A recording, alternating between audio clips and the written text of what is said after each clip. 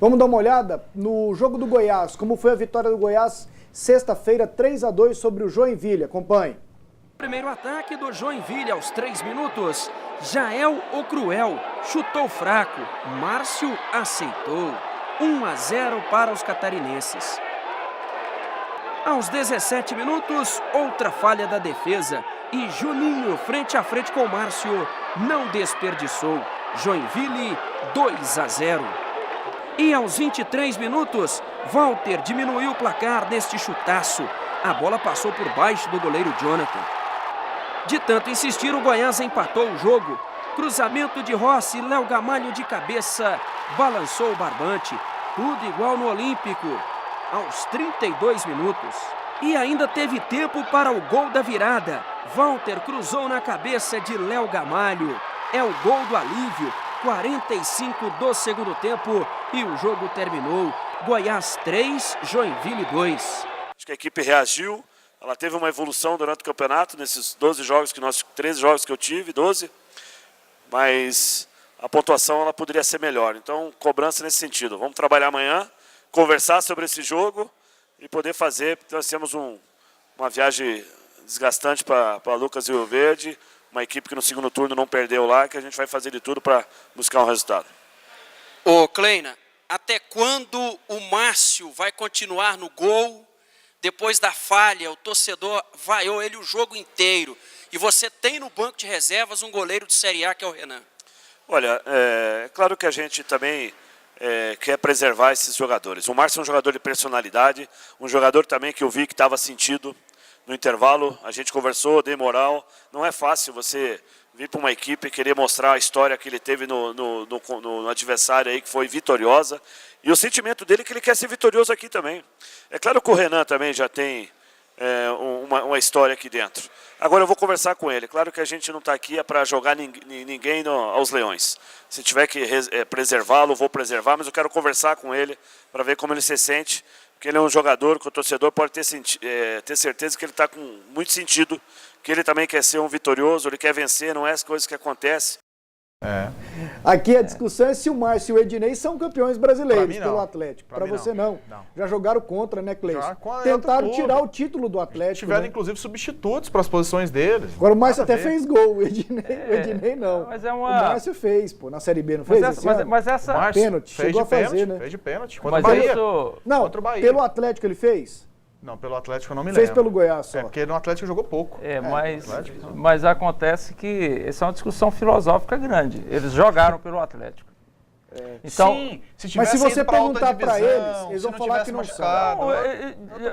Eu estou falando o seguinte, para a CBF eles são, eles jogaram. A hora que a CBF apresentar o elenco do Atlético campeão, eles estão lá. Se a gente quiser arrumar uma confusão lá no Atlético, é só afirmar para eles. Para você, Dona, que eles não estão mais inscritos pelo Atlético. Eles não estão, mas eles jogaram, Cleiton. Eles não vão receber medalha. Não, eles não vão receber medalha, mas eles jogaram. A discussão é filosófica. Eu falei logo do início, é uma discussão que você não considera. Eu também não considero. O Márcio pode considerar ele campeão. Não. Se você perguntar pro Márcio, ele vai falar. Ele não vai falar, porque ele está no Goiás e ele está perdendo a vaga no Goiás, gente. Os caras estão querendo tirar ele, ué. Filosoficamente falando, ele vai falar que ele é campeão pelo Atlético? É que são, filosoficamente falando, mas na prática não são. Na prática eles estão em outro time, claro. Na prática quem vai receber a medalha é o pessoal que está no Atlético. Agora é uma discussão filosófica. Agora o Márcio não vai falar.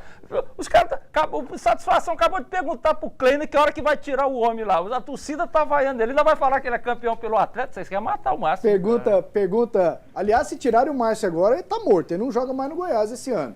Goiás e Joinville, então. Pode cortar pra cá, rapaziada. Não, mas ele não vai sair. Com o Arley voltando. Pelo jeito não vai. Tô falando esse restinho de campeonato. Não, o Arley agora voltou, que o Arley já é amigo dele, acabou, fim de papo. Mais uma pergunta pro Essival. Qual que é o seu planejamento? Médio prazo, curto prazo, longo prazo? E dentro disso aí, qual é a importância de se ter uma base? Você acha que montar uma base hoje... Vou pegar um exemplo aqui. O Atlético, quando voltou. O Atlético montou uma base que deu a oportunidade dele se estruturar fisicamente, se estruturar financeiramente, em que pese poderia ser uma situação muito melhor, mas o Atlético tem uma certa tranquilidade, tanto que ele conseguiu ter uma estrutura financeira até melhor que o Vila, recebendo algo quase que semelhante pela Série B. O Atlético não teve aquele contrato com a Globo, que lhe deu uma tranquilidade, como, por exemplo, teve o Goiás. Mas ele montou uma base e aí deu para fazer tudo. foi montando a estrutura física, se reorganizando administrativamente. Você acha que é importante ter uma base nesse momento para poder te dar essa tranquilidade de organização? Cleison, ali no Vila Nova você precisa ter um planejamento para o curto, para o médio e para o longo prazo. Não tem como. Por quê? O curto, amanhã, depois da manhã eu já tenho coisas para tá pagando, para estar resolvendo. E o médio começa já na recomposição do elenco, na montagem do elenco. E o longo prazo que eu considero é todo o ano de 2017 que a gente precisa ir bem nas competições. Agora, é fundamental, acho que todo time que foi bem sucedido, quer seja na Série A ou nas 4 principais séries do Campeonato Brasileiro, ele tem como meta manter a base. O exemplo para mim como presidente do Vila Nova é a Chapecoense. A Chapecoense ela se qualificou no Catarinense para disputar a Série D, depois subiu, se planejou para alcançar esse na Série D, na Série C, na Série B e se manter na Série A. Então, é um clube que é um clube que era do tamanho do Vila Nova. Tá, era do tamanho do Vila Nova. Eu citei aqui esses dias, em 2012 eu fiz um jogo lá, Vila Nova e Chapecoense na Série C. Mas tem um detalhe nisso aí, que a pergunta do Cleison, eu concordo com ele, ela é um pouquinho diferente do que você está quando eu falo a base é de time conhecido, daquela estrutura de time. O Atlético, por exemplo, ele foi lá em Brasília, pegou 4, 5 jogadores num time, montou uma base de jogadores que se conheciam, que tinham uma estrutura com uma certa qualidade, porque o time por si só, ele foi levando. Enquanto deu tempo do Atlético trabalhar a questão administrativa. Mas deixa eu falar um detalhe. Nós temos uma comissão técnica permanente que faz um estudo, sabe? Cada atleta que nós estamos buscando, esse atleta ele é totalmente estudado de acordo com as nossas necessidades e de acordo com a necessidade do campeonato.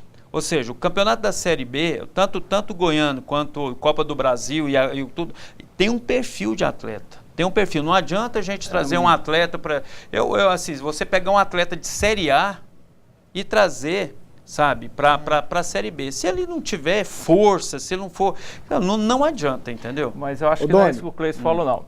Espera um pouquinho, Pasquim, até porque não ficou bem claro isso aqui. Então vamos lá, na realidade, o Atlético, quando recomeçou, ele veio quase um time inteiro do Brasiliense que já vinha jogando junto. Você fala na época que recomeçou lá atrás. O que o Cleison está dizendo é uma coisa que eu falo aqui.